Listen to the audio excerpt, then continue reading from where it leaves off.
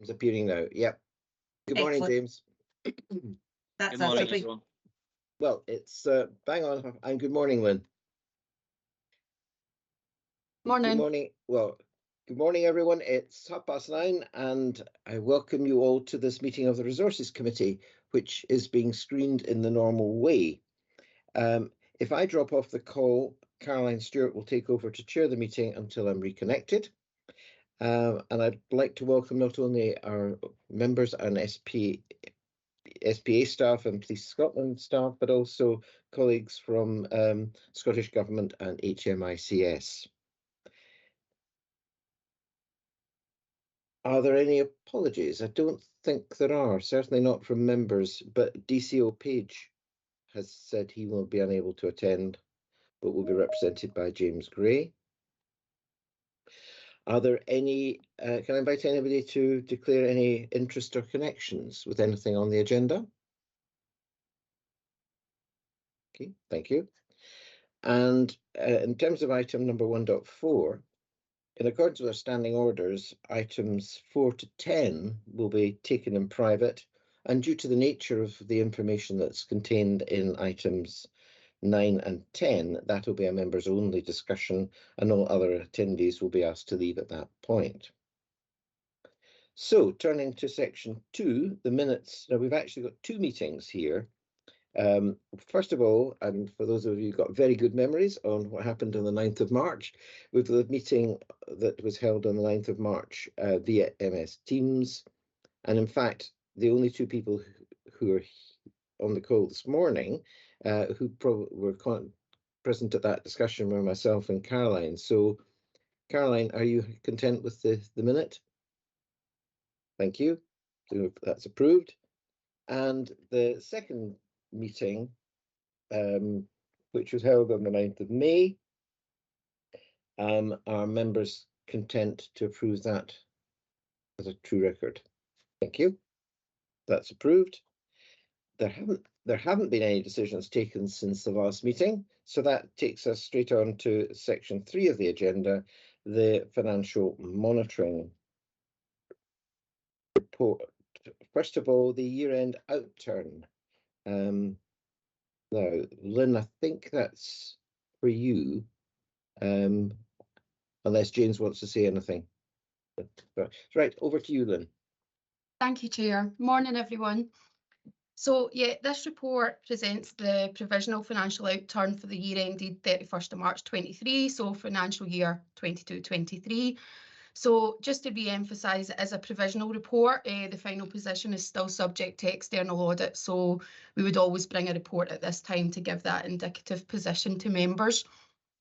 So just in terms of the report itself, I'll refer members to the table on page 2. So that is really the summary of the outturn position against the overall funding position, which is a better reflection, of the financial performance throughout the year, because there have been a number of budget transfers, funding transfers, etc. So the report does contain the detail of the budget to outturn, and I'll touch on some of the variances, but certainly that table at page 2 gives that sort of overall view of where we've landed at the end of the year. So just in terms of the sort of key points, there's nothing new in this report. Members have been well cited throughout the year of the sort of significant movements and variances that have been managed as part of the overall position. So like I say, no surprises in the final outturn or provisional outturn report. But just to touch on a few, we know there's been a significant underspend in police officer costs because we were running below our establishment, but that was supported through additional overtime. We know that there was sort of significant inflationary pressures throughout the year, just given the time when the budget was set and then how inflation moved as we moved through the financial year. And there was significant additional legal costs. And those sort of taken together were offset by a bit of an over recovery in income. So like I say, members well aware of those variances. And probably the only other thing that I'll just reiterate around the revenue position is that there was the 15.4 million of additional costs associated with Operation Unicorn, but these have been funded in full. So yeah, just a little recap, I guess, in terms of revenue. Capital, so yeah, it's been a couple of months now since we've brought the last financial report. So at the time of the last report, there was still a significant level of capital spend to go in the final weeks of the financial year. So pleased to say that following the efforts from everyone in the organisation, the capital position has landed generally in line with the funding position, with only a small underspend reported there. So happy to be in that position given where we were at the start of March. But as we spoke to members at the time, we knew plans were in place, we knew, but it's just good to see it sort of at that overall position. And in terms of the capital spend itself, the table is in the report in terms of that individual programme project level of spend. There has been some variances against like projects at that individual level, but again, not unexpected because the budget was set with a significant slippage management target. But as I say, all that information is contained in the report. And then finally for reform, again, landed very much in line with the overall funding position and only a small underspend reported for the year. So happy to pause there and just open it back up to members. Thank you. Right. Thanks very much, Lynn, and thank you very much for the clarity of the paper and the presentation just now. It's I think people should be recognising the fact that achieving this result with this level of expenditure coming through, both in capital revenue and reform, is no mean task, and it's great credit to the entire finance team of Police Scotland to be able to achieve this result so close to the original budget with all these variances that are. It's very much a situation of moving parts throughout the year, so that makes it all the more creditable. I'll pass over to members for any questions.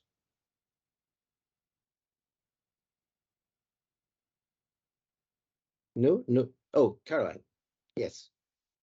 Thanks, Chair, and thanks, Lynn, as always. Very clear presentation, and the report's as always clear to read.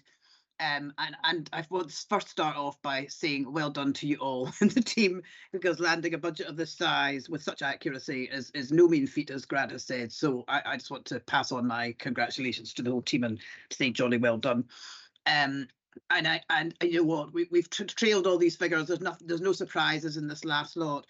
I guess my only question, and we might come on to it in the next paper, so it's really regarding overtime, and the fact that the staff kind of we were under complement, but we used overtime as that kind of thing, which is fine as a kind of short-term thing, but it's not really a long-term solution. So I guess my question is, have we managed to rein that back in for the year ahead?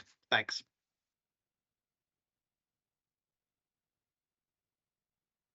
James, I think you want to respond to that. Yeah, thank you, Chair. So we obviously will come on to speak about period one, and we've also now seen the period two numbers. I think what you can see is it's improving, and that the overtime is coming down, but we are overspending, and that is something that we are going to need to get on top of. I think Patrick's planning to take a paper to SLB next month to set out what needs to be done organisationally to get that overtime back down. So I suppose in short, the answer is it's improving, but we're not there yet. Thanks, James. And we'll certainly return to that in the next item on the agenda. Tom. Thanks, Chair. My question is really around the capital expenditure. The table there, when you drill down into it in the report, it was running significant underspends at various times around areas that are of particular interest to us. One, estates would obviously be one, but areas around which are operationally important is to focus on, digital and that sort of thing. And then you have the line which is the slippage management, and we have the outturn, which is very welcome. So my question is that in meeting up that, were those areas where the underspend was being experienced earlier on, did they come through in the end? Or was it capital expenditure in areas that were well, I don't want to presume where those areas were, but just was there a focus on those areas of operational significance for us achieved? James, do you want to answer that just now? Yeah, so I think the approach that we're currently taking is that we're looking at it on a kind of rolling basis, so over a number of years. So the things that underspent in the year that's just passed, then we would expect there to be that kind of catch up this year. But we are looking to kind of re-baseline, I suppose, and revisit our capital programme and how we do it. And that's something Patrick's working on. So maybe Patrick could make a comment on that, if okay. Yes, Yeah. certainly. Yeah, welcome, Patrick. Thank you, Chair. Thank you, James.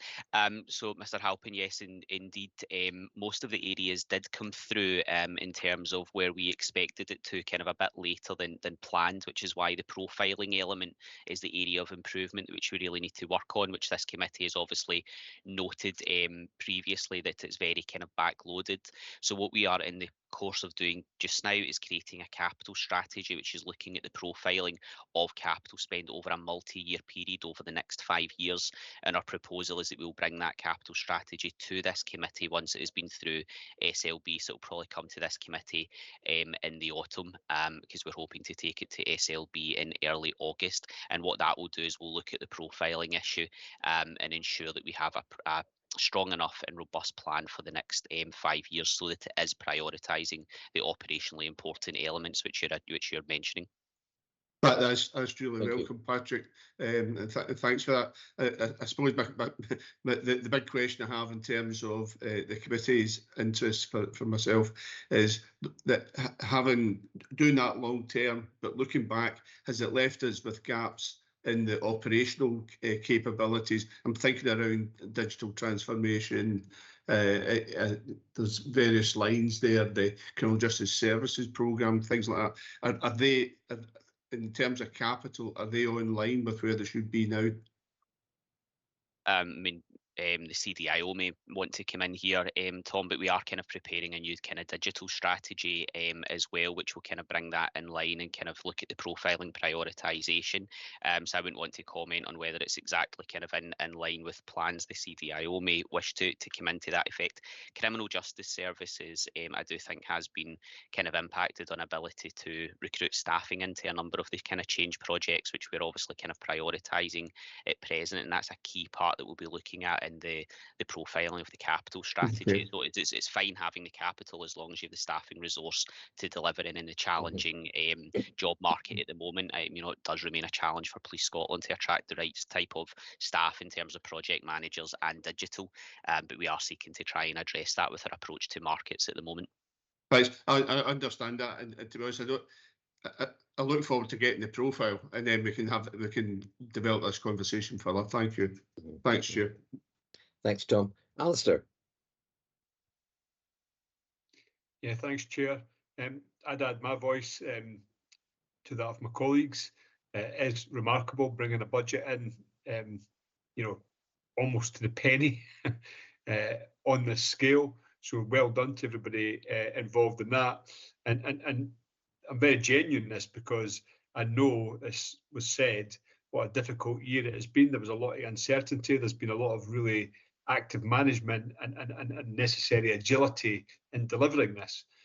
So well done. And I think what it also does is it speaks to the financial discipline throughout the organisation, because the finance team are not spending the money. Departments are, individual sections are, there's individual budget holders. So I think it speaks to that as well, and their ability to contribute to that big strategic picture, that strategic management of the organisation. So these are all very positive things. But that uncertainty has not ended. Perhaps it's even more so this year, with the budget settlement and the change, and the core numbers of officers. So is there any big lessons that you've learned from last year that will feed into this year and future years that will help to, balance the budgets, deliver the service, and maintain that financial discipline, but also operational service delivery across the organisation? That would be my question. Thanks, Alistair. James, I think you're probably the best person to respond to that. Thanks, Chair. I'll start, and others may want to add to it. But I think for me, the fundamental thing that we need to get right in order to deliver budgets and remain sustainable is workforce. And it means stating the obvious in a sense, just given the size of it. And that's the kind of challenge that we had last year, managing the workforce when we were below strength on officer numbers, and then we were temporarily using the overtime through to this year, where we've actually got those kind of reductions on a permanent basis and having to look to change the operating model. And I suppose it has kind of highlighted to me that some of the challenges around that and the difficulty of it. And one of the things that we are looking to do is to move towards a kind of priority-based budgeting approach. So looking to get some support in. I think with Andrew Hendry's leading on it, that we should be going out to procurement shortly to get some support on that, so we can look at different business areas and understand exactly, what kind of almost like on an activity-based costing exercise, what we're spending in each different area, what we're getting for it. Are there ways in which we could be more efficient? Is it like, do we want to turn the dial up or down on service level and actually have a greater depth of data to make informed decision making? So decision making obviously is being made and it is informed, but I think we can be, more scientific. It's not entirely scientific, but we can take a kind of a more scientific approach or a more structured approach that would be standardized and rolled out across the entire organization. And we did do a pilot exercise last year in Octi, and I suppose again the lessons learned from that were that there is opportunity for us to be more efficient and improve service levels. But I think when you identify those opportunities, you need to follow through on them in good time, so that you don't then end up getting into a budget scenario like this year where you end up salami slicing. Because ultimately, if we're going to have another 2 or 3 challenging years ahead with regards to settlement, then we want to make sure that we're doing things strategically in a structured way, in a prioritized manner, rather than the salami slicing that we've maybe seen in the past. So they're the kind of main kind of lessons I think we've learned, and how we'll apply those into the coming years. Thanks, James. I think that's very sensible. Alistair, are you happy with that? No, absolutely. And as James said, it is almost like stating the obvious when we say it's about managing the workforce, because that is where, in all public sector bodies, really, that's where the predominance of the budget is spent. It's the people that deliver the service. So I think a couple of important points that you drew out there, is the work that is going on in terms of not only the strategic workforce plan, but also what sits underneath that, so it can be managed on a 2-yearly and also on an annual basis. So you've got that long-term planning, but also that operational responsiveness. So I think that's really important, and in the work that's been developing to improve the performance management framework in the organisation, and providing that evidence base, so you can demonstrate where you're having impact in terms of delivery of the policing priorities. So joining it all together, James, is really good to hear that you know, I know you're doing it, but it's good to hear that thinking across the organisation that is going on and feeding in the lessons from what was a challenging year, but a very well managed year. So thank you. Thanks, Alistair. I think we all welcome the introduction of priority-based budgeting, James. But I think for those of us who had seen this work in practice, or with the challenges of making it work in practice, the challenge is getting it really understood by the people who hold the budgets, whether this be operational commanders or whoever. They're not, by and large, they will not be accountants. So therefore, they need to understand what it means and how they can interpret it all. And I don't underestimate that challenge, but it's a very important step going forward.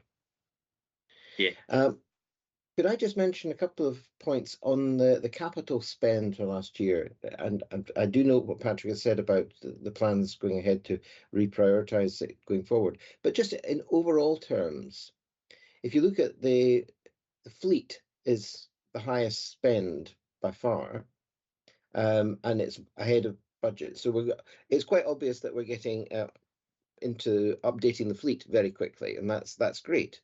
But to play catch up with things like estates and digital and all the other areas, as well as the transformation capital expenditure, which is only, broadly speaking, half what was planned. I think we need to find a way of getting a realistic timeline as to what's possible, what's not possible, and how to play catch up with the projects that were approved in the capital budget before, but haven't been delivered, how easy it's going to be to get them up to speed and catch up is one of the key things. And I know that one of the suggestions we had a few months back was to actually look at, in each category, how much has been actually authorised month by month, so that we can see whether it is actually going to happen. I do accept that, you know, one of the things on digital was that couldn't recruit the right staff. So the sooner we can identify that that is going to be an ongoing problem, we can perhaps find a way of flipping that plan into something else, so that we can see as the months progress that we're actually hitting the key areas we want to hit. Patrick, I think you want to add to that. Thank you, Chair. Exactly, and I think going back to Mr. Hayes' question as well on kind of lessons learned, one of my reflections, having kind of been in the role now and having joined Police Scotland 3 months ago, is that optimism bias that we do need to challenge in these kind of assumptions. And effectively, as part of the capital strategy, that is what we are looking at, is exactly kind of the monthly profile of kind of historic spend, kind of to challenge that. But there's also an important part to look over the last number of years about the level of investment in certain areas, and trying not to kind of give you some of my early conclusions to the capital strategy already, but you know, the fleet is now coming to a standard that it, you know, hasn't been over the last 10 years. Therefore, do we need to keep investing in fleet, you know, over the next kind of 3-4 years at the level we have been? Because actually we could potentially sustain that level for the next 5 years, which could then you know, allow more investment into estates and digital. But the critical part there is the supply chain. It is ensuring that we do have the resource in that can deliver at that, and that is effectively what we are looking at. But that is one of kind of my early reflections, having come into role, is just challenging that kind of optimism bias and the prioritisation of what we do, rather than nudging everything forward. How can we kind of invest in important areas that we can then bring to a conclusion quickly? So that's a wee bit of an insight into the paper that will be coming in due course. Right, thank you very much. We look forward to seeing the paper when it's ready. So in summary, congratulations again to you, the entire team who've been involved in scorekeeping. We do appreciate that you are the scorekeepers, so the actual expenditure is being incurred in all the different divisions and departments of Police Scotland. So congratulations to you all again for such a tight grip on what has been going on during the year. And we very much welcome the initiatives that have been talked about by James on overtime and managing staff people costs, and from Patrick and the plans to have some changes in focus on how to monitor capital expenditure. So with that, are we happy to note the paper and look forward to seeing the audited results in due course, which hopefully won't be very different. Okay, thank you very much. Moving on now to the next item. Lynn, back to you again, I think. Financial monitoring period 1, which this is really the first, for the benefit of other people listening into the call, this is the first time we've actually had a report after period 1. It normally starts at period 2. So this is a further development. So Lynn, over to you. Thank you, Chair. So yeah, as you said, this is the first time a period 1 report has been prepared, and it really just is reflective of the sort of position and environment we're in, as we've just spoken about, the uncertainty. So again, members will be aware of the significant level of savings that were included in the 23-24 budget. So just in terms of getting that early sight to start, like sort of monitoring, tracking that, etc. So that was really the purpose of bringing the period 1 report. So I'll just refer members as usual to the finance dashboard, which is on page 2 of Appendix A. So in terms of period 1, the revenue position is showing a small underspend against the year-to-date budget at period 1, but there are a number of offsetting variances within that. So there's the chart at the top right-hand side of the dashboard that sort of explains the movements in the period 1 budget. So just calling out and a few things we've already actually touched on. So police officer overtime, we're seeing an overspend there against budget, but that is partly covered by a small underspend on officer costs.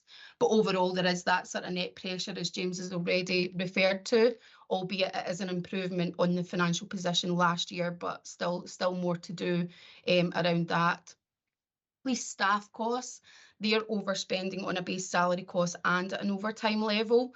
So a small element of that will be funded through additional funding throughout the year, but generally that is causing a pressure on the 23-24 budget. And sort of just referring back to the budget report, which was brought in March for approval, and there's a savings tracker later on in the report, that was highlighted as a high risk area in terms of budget deliverability, as plans are still being worked on around that. So those are the sort of 2 key areas in terms of like the overspends in those sort of base salary overtime position.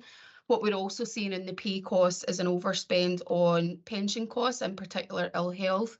So that's not unexpected because additional spend has been approved in that area in terms of we knew there was a backlog because of COVID, because of the shortages, you know, in the medical practitioners, etc. throughout the year. So that has been approved to sort of progress throughout the year.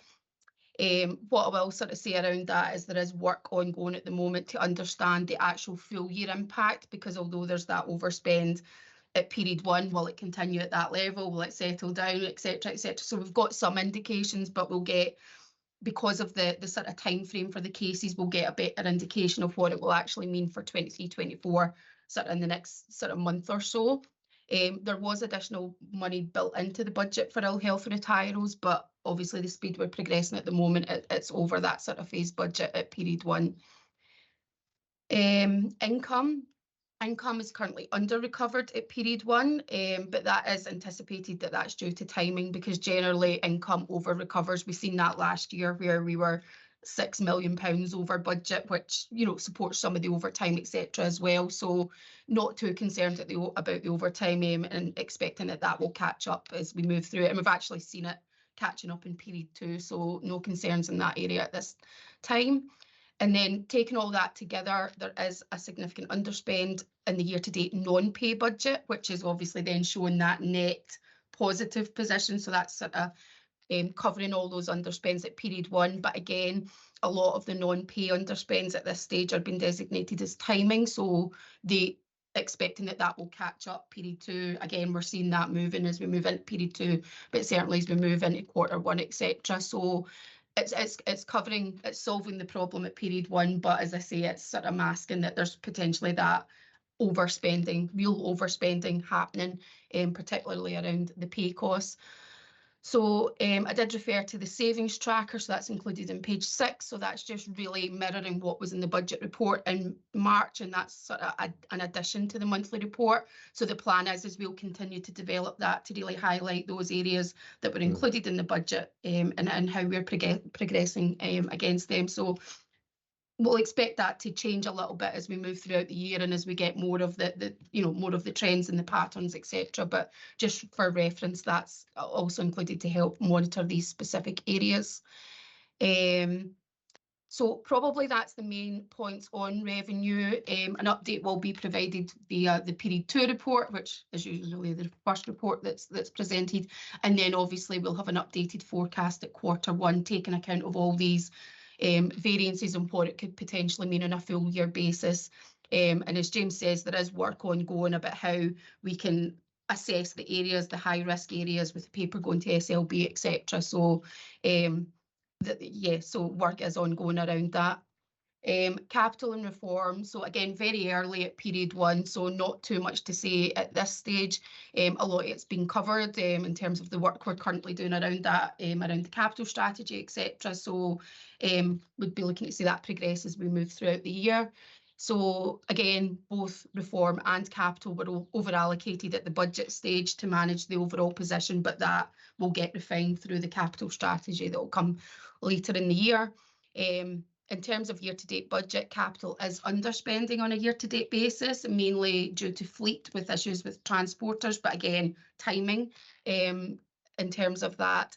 And then in terms of reform, there's a small underspend there again, and that's mainly within the transformation resource space. So, and again, we've had sight of the period 2 results, so we can see that capital is spending more. If you took again the point-to-point months, period 1, period 2, this year, last year, you know, we're significantly spending more period 1, period 2 this year. So we are seeing that trend starting to shift. Obviously, we want that trend to maintain as we move throughout the year.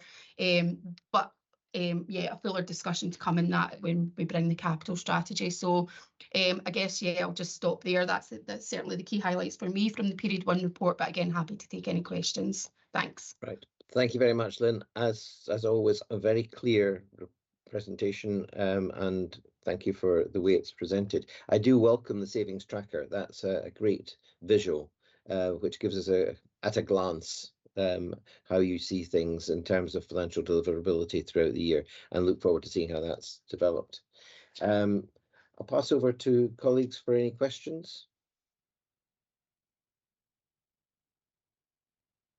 No hands up yet. Alistair. Yeah, again, thanks very much for the report. As Grant just highlighted to us, it's a great visual, a great indicator the way it's presented to us, and thanks for the explanations. I was going to ask you actually about the ill health retirals, because we've spoken about that a lot in People Committee and elsewhere, and obviously there's a relatively significant overspend on that at the moment, but you've already answered my question about how you're looking to the future in terms of that, and then I look at the risk matrix, and although this is an extremely important area, particularly for individuals, and in terms of our duty of care to people and looking after them when they're vulnerable, it's not that much money in the overall budget the way it's presented in the risk thing, but it's good it's got a focus. The thing, I suppose, looking at the risk there is, and James mentioned that it's managing workforce, it's managing people. So in terms of that change in the structure of the number of officers in the service, the way I'm reading this is that it's if we don't get it right, it's high impact on the financially on the organisation, but also the likelihood is high the way it's kind of presenting at the moment. I might be reading that wrong from the visual. Could you give me some reassurance that this is that the likelihood of it not getting delivered is actually lower on that, or is that just your position at this moment in time? Lynn. I'll maybe just pick up on the visual, and I don't know if James or Patrick will want to come in after that, but just in terms of how we've presented it in the savings tracker, in terms of the savings associated with the officer reduction, we're there in terms of officer numbers, which is why that's green in terms of financial deliverability, because that's determined by the number of officers. The risk of overspending is within the overtime, which is why we've added that in as a separate element of that, and why that's at amber, because we are still seeing that position overspending, albeit less than it was last year. There is still more work to do. So that was really to try and pull that out, that from an officer number basis, the financial saving is being achieved, but the risk is really around, from a financial point of view, is around the overtime. Right. Patrick, do you want to add to that? Yes, Chair, if I may. I think, Mr. Hay, at the moment, in terms of the police staff, I think our assessment is at the moment that there could be high likelihood of not achieving the kind of level of savings as we currently still develop the plans to achieve the 3.7% saving that was agreed at the budget. However, there is key work going on through the resource prioritisation, tactical and strategic group to address that over this quarter, and I do hope over the remaining quarters that likelihood will kind of drop to kind of lower likelihood than what it is at the moment. But this is a moment in time snapshot. Thanks, Patrick. James, you've got your hand up as well. Yeah, it was just to say, I think when we get to Q1 and you get the report, that'll be the kind of key moment for you. I obviously we haven't got to the end of Q1, but what I expect it will probably tell us is that we've got a fairly decent sized overspend within the first quarter, but the forecast will reflect any activities that have been agreed to try and bring that back in. So hopefully what you'll see is not hopefully we'll see an overspend at quarter one, but what you'll then see is a forecast that shows how we start to bring that back in by the end of the year based on a certain set of activities that will be required to get us there. Yeah. Alistair, are you happy with that?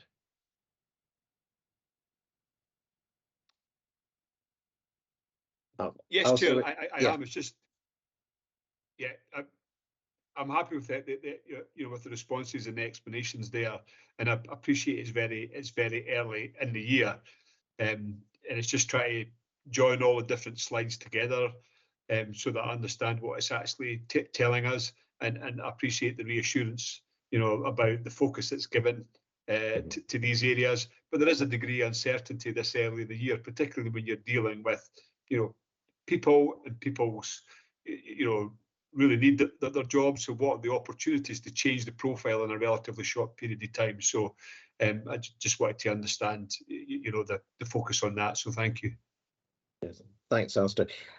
James, I fully appreciate all the work that's going into to monitor the overtime and staff numbers, and I've forgotten the initials of this new monitoring group that Patrick was mentioning, looking at staff numbers and so on. But in terms of overtime for officers, I think this is almost a change that I wonder if people have really understood the impact. For years, if there was a shortage of numbers, the overtime was just the way the divisions coped with it.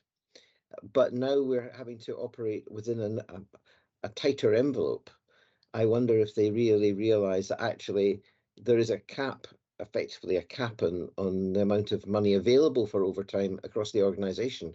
And therefore, when you break it down into divisions, that requires a change in the way they operate, in a way that I hope that message is being cascaded down.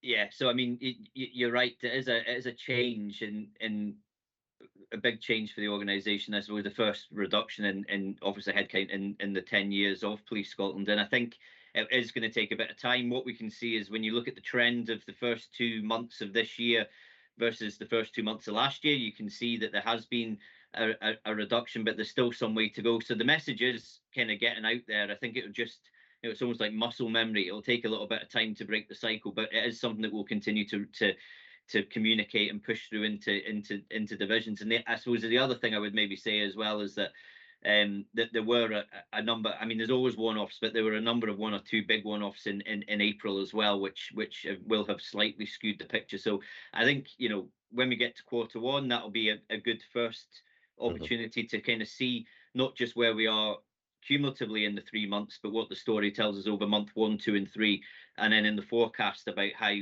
we're demonstrating what we're going to do in order to kind of bring it back in. So I think, again, in summary, we have seen a change, so the message is getting through, but it is a big change for the organisation, so it is going to take probably a little bit of time. Not that we have much, but we are starting to see it come down month on month.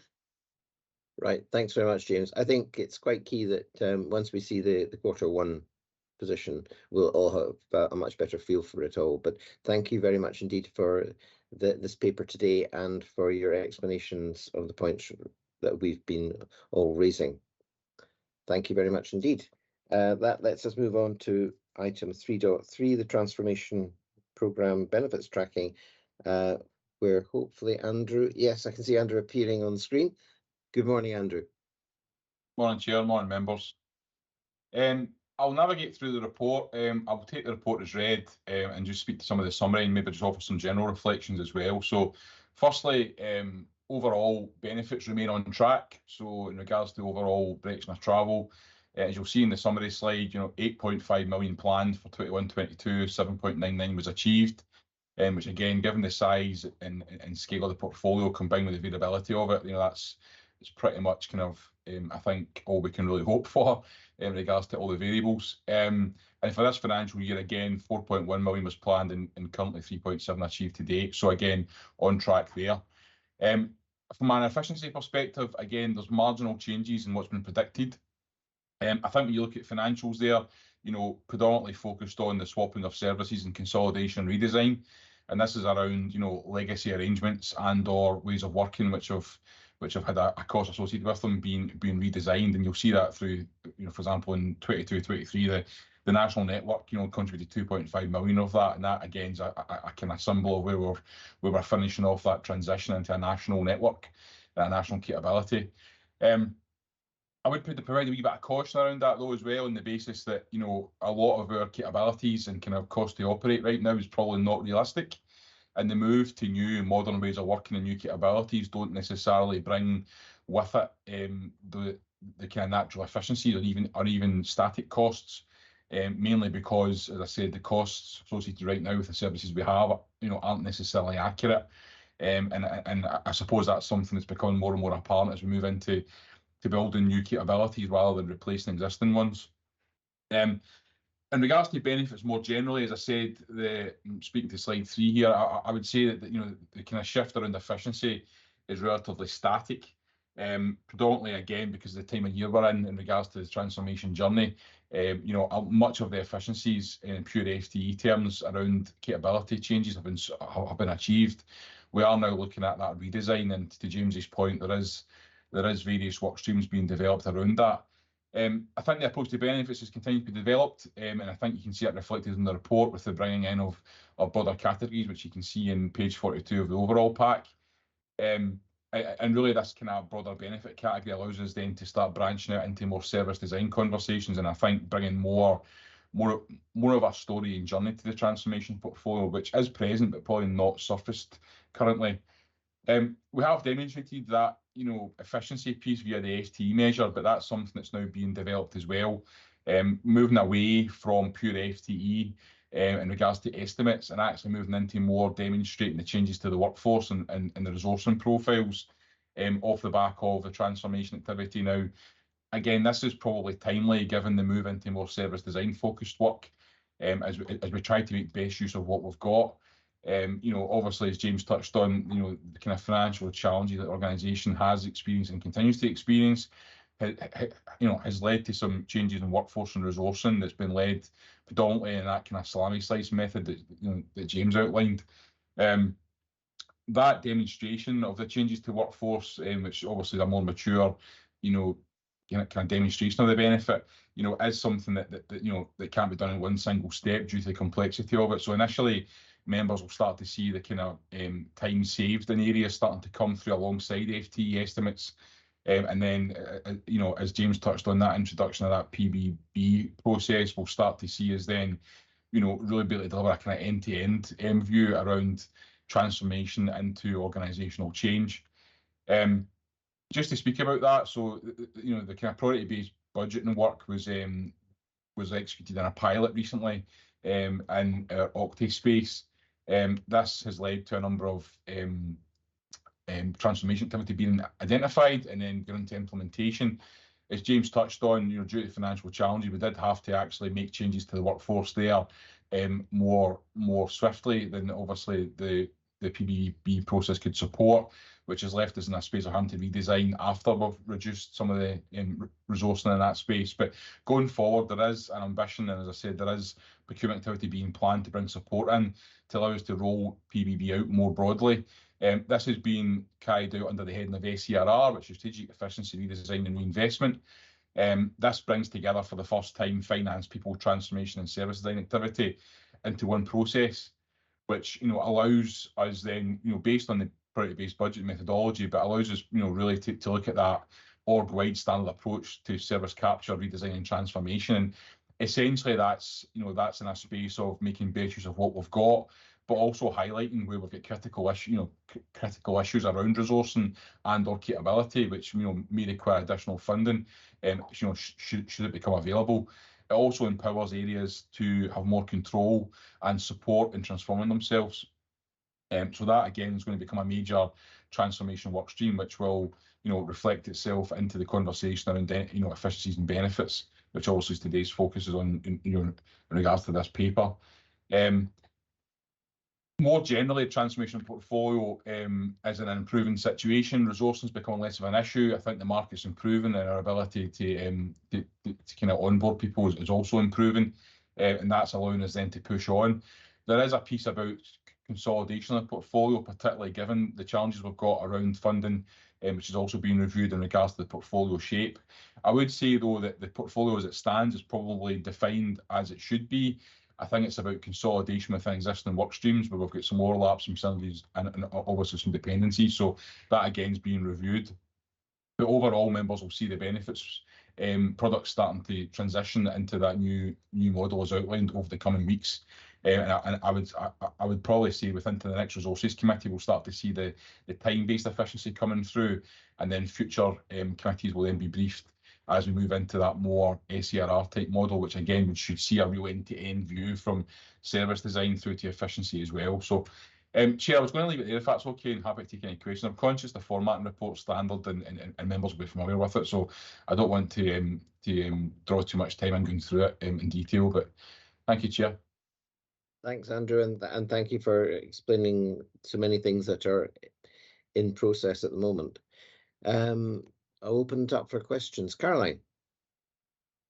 Thanks, Chair, and thanks, Andrew, as always, for the report. And I know this is a kind of work in progress, and I also know you're trying to sort of capture what is in essence a massive kind of programme of different projects. But I think my overall thing is when I read it, I just find it quite a difficult report to understand, really. And I'm just wondering if we could maybe just look just a wee bit presentationally at how we're presenting this, because we've just come off the back of 2 papers in advance where we're talking about the budget, the pressures on that, the fact overtime's running a bit hot because we're looking to, plug staff kind of gaps and officer gaps. And then we get to this paper where it quite clearly says we've made 1,568 officer efficiencies and 223 staff. And I think there's something about the presentation of this going forward in terms of how and we talked about this at Tully Allen, you'll probably remember, in the fact that who owns these business cases and then who's responsible for driving in these benefit changes. And I think there's something to me about that. And I guess, so I've got a couple of questions. One is, who sort of sits at the centre with the overarching, we've got a business case approved on X date, it kind of got mobilised because things are slipping, things get reprofiled, that's real life. But how are we tracking that in terms of the original business case, the benefits that were promised, and when that eventually gets delivered, and how were they, and what was kind of delivered on the back of that? Because real life is projects kind of do slip and things change. But I think having the sort of holding the reins on that is so important. And it becomes increasingly important as money becomes scarcer, because actually funding these projects and resourcing them becomes a tighter ask, and therefore cashing in these benefits becomes hugely important. And I guess that's the point. At some point, we are going to be cashing these checks. So I guess my question is around how do we actually monitor all these projects? And then how do we actually, as the SPA, ensure that the investments we're making are actually returning something, even if they've been reprofiled? How do those approvals happen? Sometimes we just get the closure report, which says, a reprofiling was done, only half the project was delivered as against what it originally was, whatever it happens to be. So that's my question, because increasingly, I think we're going to be saying, well, you've just said you can save 1,500 officers, so that shouldn't be a problem then, and we shouldn't really be using overtime to plug because we've changed our operating model. So you see where I'm coming from. So I think we just need to start articulating that a bit better, and it needs to be owned by the business as well in terms of driving these changes. If we're implementing something, which part of the business is cashing in those officers, which bit, and how do we stand behind that a wee bit better for the future? Thanks, if that makes sense. Thank you. Thanks, Caroline. Andrew, over to you for a response. Thanks, Chair. Thanks, Caroline. Yeah, I think it's been demonstrated over the years. I think the bulk of the efficiency savings that are delivered through transformation, particularly in Police Scotland, are the efficiencies that are necessarily cashable. I think the models that are developed to capture that and translate that into an organisational impact have probably got to a point now where, as I touched on in my introduction, we are starting to look at more of an end-to-end view. What I would say is that the FTE equivalents, if you like, in regards to combining those times, I think are accurate.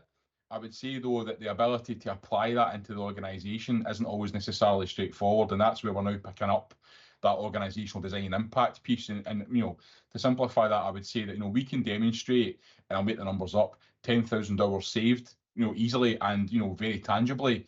But the ability for those 10,000 hours to translate through to organisational shift is very complex and isn't necessarily straightforward. Now, the work we've done to date has demonstrated time saved versus organisational new capability and transfer of resource. So we can actually see that there has been, you know, realisation of the benefits that have then facilitated organisational improvement and change. But you know, the ability to kind of man-mark that one-to-one, if you like, obviously I don't think is necessarily possible in the same way that, you know, cashable savings can be. But no, certainly recognise that I think the model's being developed in this space, particularly with, you know, with conversations around org design, workforce planning. I think the ACRR work will really draw this out as well, because that actually brings together for the first time all the components in one space. And actually then, in a way, we could potentially start to predict and actually start to plan to use rather than use once realised. But yeah, no, I suppose recognise your comments, but just to assure you, you know, certainly the kind of capturing of the information is tangibly and fact-based, and I think the translation of that into organisational use, in other words, what are these savings then being used to do, I think, you know, I think is developing. Good. Yeah, because that becomes very important, because if the answer is it's just going to meet demand with a kind of inverted commas around it, that's okay if we understand what that demand profile is. But in the absence of when we're trying to actively reduce the workforce, as we will have to if money continues to be tight, we will be cashing some of these checks. And so therefore, I just think that whole piece about, even if it is, you know, you think the figure's right, it's not cashable right. So if it's fingers and toes of 1568, how many real people does that actually mean? And then how are we delivering that? So what I think I'm asking is, when we're doing these estimates, and I appreciate that some of them are fingers and toes accounting, you've made an officer 20 minutes more efficient, that doesn't mean you can get rid of an officer. I appreciate that. But I think what we need to see is a slightly more tangible, what does that actually mean? Because increasingly, when money is tight and you're having to prioritise how you invest, the little money we have to invest, we want to make sure we can cash that check. Because the whole point is, how do we continue to deliver policing at the same or slightly less by transforming? And that's what these projects do. They transform so that we can continue to deliver. And at the moment, we're not really seeing that through, because all we're seeing is, oh, we're having to reduce, we're running behind on slightly on numbers. So we're running hot on overtime, which means you haven't really changed anything. Yeah. So we're just running the same old operating model, and we're not cashing any of these checks. So I think that's what I'm trying to get to. And also, if we're reprofiling projects, how do we, as a board, see that, or resources committee even, see that reprofiling, and how has that affected the benefits on these projects if they are reprofiled? I think so. If I can come back in again, so like I agree 100%, Carly. I think though what I would highlight is that I think the bulk of the efficiency savings have been delivered to date and are actually in the organisation. So it's now about redesigning ourselves to kind of you know, carve that out. Now again, that for me will be about, you know, changes in service levels, which ultimately then means the organisation, as you see, is going to have to make some tough decisions around services it can afford to deliver.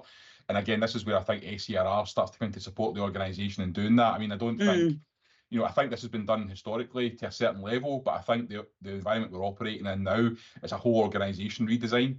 And I think that ACRR approach will allow us to essentially evaluate service levels, you know, gold, silver, bronze, between certain parts of the organisation, and then on a threat, risk and harm basis, the chief constable and others can then make the decisions around how we structure ourselves, and then that'll release efficiency as and where it can.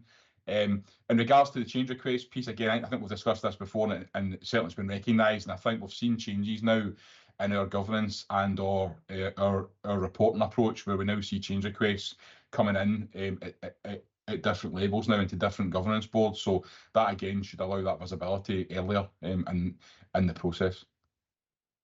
Yeah, and I guess it's then just how you report that to us. So maybe having a chat with Scott or somebody at the SPA just in terms of that presentation, because at the moment it doesn't really tell us a lot, this report. And I think probably going forward, we're looking for a bit more granularity in terms of that return on how this money's been spent, if that would be possible. Thanks, and that's me, Chair. Thank you. Right. Thanks, Caroline. Andrew, I think we all recognise that you're producing the information. One of the key things is how are the people you're producing it for actually using it to actually make changes, the necessary changes in the organisation to deliver the benefits. And it may well be that in somehow or other in reporting, not only the information that you are producing, but actually getting the operational additional support that actually explains what is now being done as a result of that information to facilitate further change and benefits coming through. Tom, you've had your hand up first for quite a wee while, actually. So over to you. That's okay. No, it was really helpful, that conversation from my own perspective too. Andrew, thanks. And the first thing is, this is a difficult area to report on, and there's been a huge improvement in it since the change portfolio came under your own area of responsibility. So just to acknowledge that, to help me understand the report, which is developing, it might actually add value for the future. If we just go to page 3 on the transformation benefits, the actual progress update, so that I understand it, it talks about planned and actual efficiencies, and it gives in terms of January and April this year. Is that against a baseline of 18-19, which you've used later on in the report, just so we understand what's the baseline we're take these efficiencies from?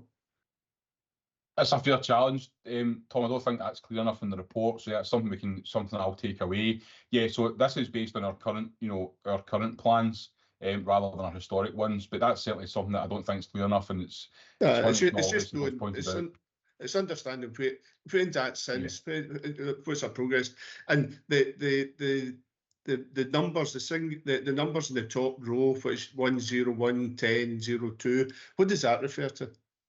So that's in regards to the numbers of delivery under those broader benefit categories. Sorry, I missed that. Sorry, that's in relation to number of deliverables under those categories. So strategic priority, threat resolution, etc. Okay, that's really helpful. Thanks very much. And my final one is very much developing that conversation you had with Caroline there in terms of applying this to I suppose the operational environment. We've got ongoing the review of local policing at the moment, and right up front is benefits realisation efficiencies part of that, and is it linked in as a formal part of the project? Yeah, certainly, and I think this is where the SERR piece comes in as well, because this will assist areas like that of high complexity to pull together that combined view and allow us then to translate that through into tangible deliverables, which don't come natural in those spaces because of dependencies and synergies that exist. But giving them the ability to define service levels as is and to be is core to that. So certainly think that'll be key in that space. Yeah, I mean, it's key to making these efficiencies and deliverables apply to non-digital benefits, because at the moment, this is, you just look at this report, heavily influenced by the same efficiencies gained through MS Teams, for instance, and it's how do we do that in terms of, you've talked about it yourself, your structures, and it's got to be core to efficiencies like it being realised in areas like that and transformational change. So it would just be good to see those sort of things emerging in this report, and it gives us a chance to sort of ask those sort of oversight questions that actually make a difference on the ground. So thanks for that, Andrew. I'm sure you'll take that on board and reflect on it. Thanks, Tom. Alistair.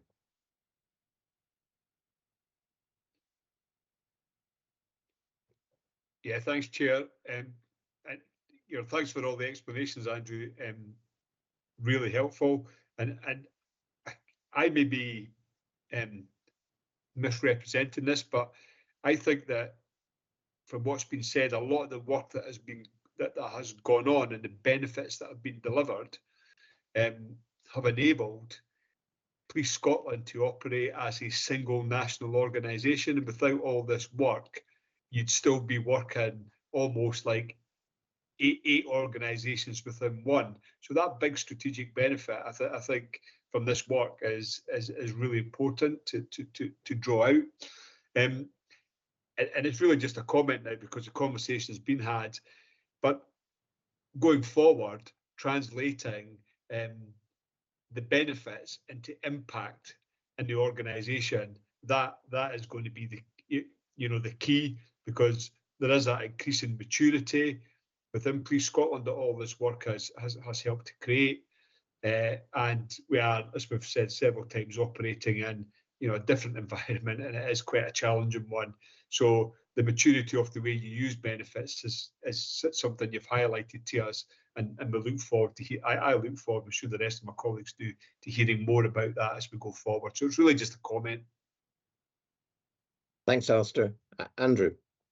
Thanks, Alistair. No, I would completely agree. I think when you look at the national capabilities that are now in place in the organisation, you can see that move towards standard ways of working.